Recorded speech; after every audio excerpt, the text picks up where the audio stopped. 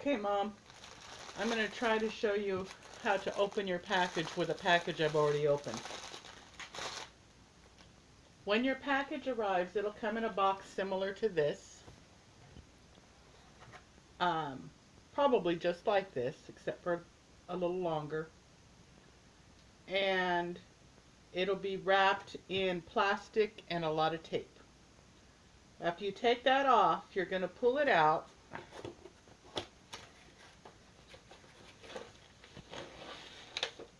Your painting will be wrapped around a foam tube like this. It will probably have a little bit of Scotch tape on it to hold it wrapped tightly around the tube. Carefully remove that tape and set your painting to the side to let it loosen up a little bit. While it's loosening up, take a look at your diamonds. That's the pack of diamonds. Just like the ones that you got with your, it's a package just like the ones you got with your frog. Pull this piece of paper out. This is called your inventory sheet, and it's your list of all the packs of diamonds you have. The way I do it is I take these diamonds and I put them out on the table in number order, and then go through and check them off as to how many I have. Most of the diamond paintings, yours, because this one came from a different store than this paint, yours should have the color number, like the same symbol that's on the canvas, the color DMC number, and then the quantity. It will have a number of bags you should have in your kit, as well as how many diamonds that your kit will use in the painting of that particular color. So mine doesn't tell me how many bags there are. I have to do the math. Remember, these small bags have about 200 diamonds in each bag, so that's what I count that as, is 200 diamonds.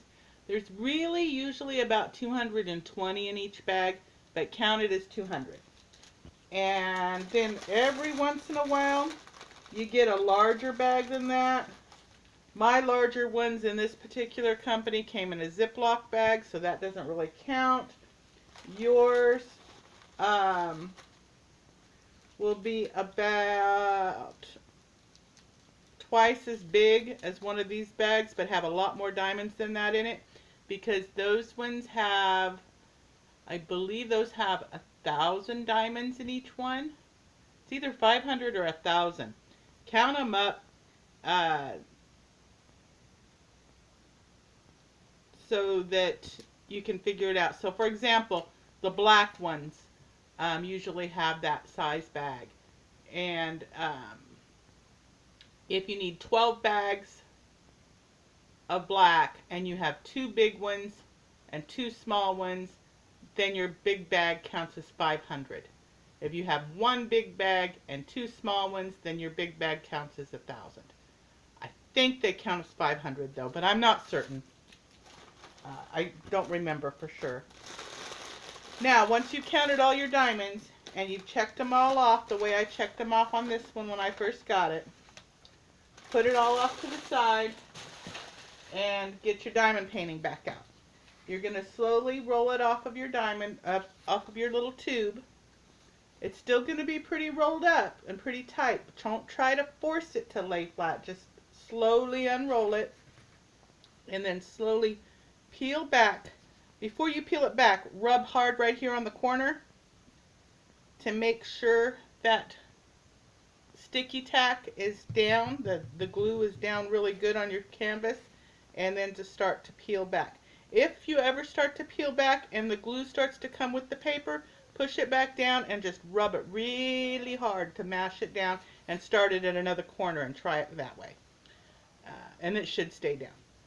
Then you just slowly pull your paper back till it's a little over halfway. Your painting's going to start to release.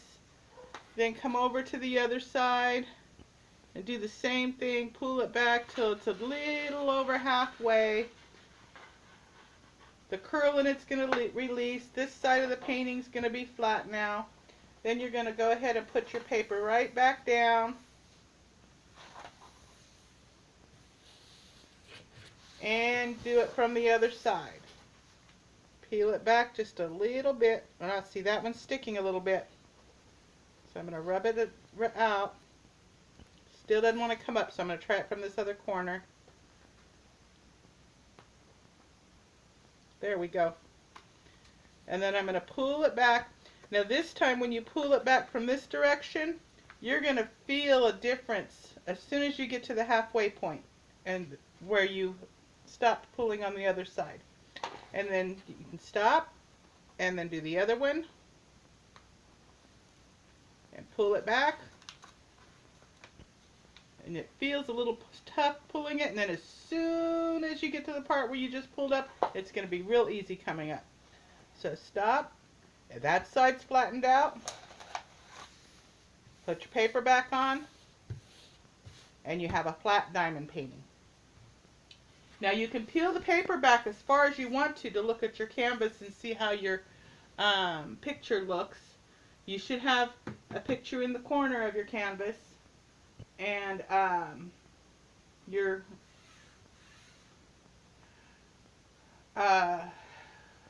chart right there on the side. Just when you peel your paper back, make sure you don't take it completely off. If you take it completely off of your diamond painting, you'll have a devil of a time putting it back on straight. I never can get them back on straight once they're completely off. If you tear your paper for some reason, because it happens, you can take and cut that part of the paper out of it if you would like to, and patch it with some parchment paper. But be sure to use the non-stick parchment paper, not wax paper or any other kind of paper. Only non-stick parchment paper. Another thing I do is I save these from other, covers from other diamond paintings so that I can use them again for the next painting.